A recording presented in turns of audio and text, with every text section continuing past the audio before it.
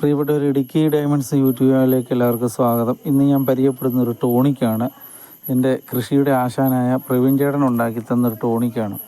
ഈ ടോണിക്ക് നമ്മൾ ആദ്യമേ ഉപയോഗിക്കുമ്പോൾ ശരിക്കും കുലുക്കി വേണം ഉപയോഗിക്കാൻ. ഇതിൻ്റെ അകത്തെ കണ്ടൻ്റ് എന്ന് പറയുന്നത് ഒരു കൃഷിക്ക് വേണ്ട 17 മൂലകങ്ങളുടെ ഏകദേശം ഒരു 14ഓളം മൂലകങ്ങൾ ചേർന്ന ഒരു ടോണിക്കാണിത്. ഇത് നമ്മൾ 1 ലിറ്റർ 200 ലിറ്റർ വെള്ളത്തിലാണ് ഒഴിക്കുന്നത്. ഇതിൽ അടങ്ങിയിരിക്കുന്ന കണ്ടൻറ്റുകളെന്ന് പറഞ്ഞു കഴിഞ്ഞാൽ nitrogen, phosphorus, potash, micronutrients, vitamin B1 B2, humic acid, fulvic, seaweed, calcium, magnesium, sulphur, neem oil, ഇത്ര സാധനങ്ങളാണ് ഇതിൻ്റെ അടങ്ങിയിരിക്കുന്നത്. ഇത് നമുക്ക് പൂത്ത് കായ്ക്കുന്ന എല്ലാ ചെടികൾക്കും ഉപയോഗിക്കാം. ഉദാഹരണമായിട്ട് ജാതി, അതേപോലെ ഏലം, കൊടി, എല്ലാ സാധനത്തിനും നമുക്ക് ഉപയോഗിക്കാം. ഇത് ഏറ്റവും എഫക്റ്റ് ഉള്ളത് കവുങ്ങിനാണ്. ഇപ്പോൾ നമ്മുടെ ഇവിടെ കവുങ്ങില്ല.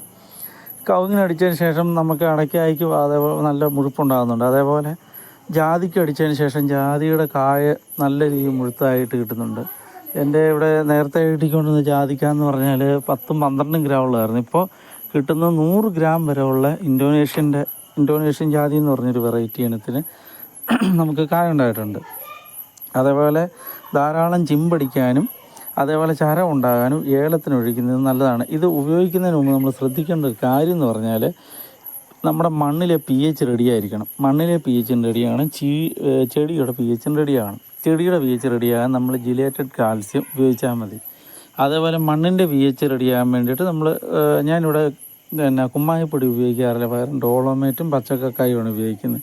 അത് ഉപയോഗിക്കുമ്പോൾ അതനുസരിച്ച് നമ്മുടെ ചെടിയൊക്കെ നല്ല ആരോഗ്യവും അതേപോലെ ഒരു ഉണർവും ഉണ്ടായി ചിമ്പും ചരവും ഉണ്ടാവും. അതേപോലെ കൊടി നല്ലപോലെ കായ്ക്കും. എല്ലാത്തിനും നല്ലൊരു